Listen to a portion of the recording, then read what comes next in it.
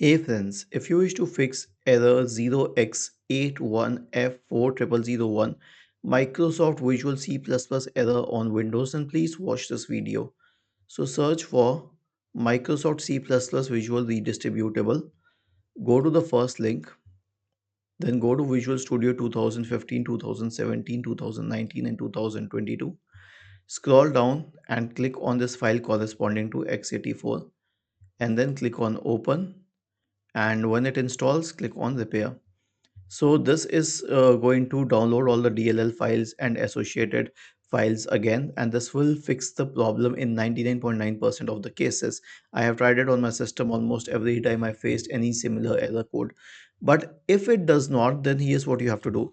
Search for command prompt in the Windows search bar and click on run as administrator. Type the command sfc space / scan now and hit enter to invoke the sfc scan. Was this helpful? If yes, then please subscribe to the channel.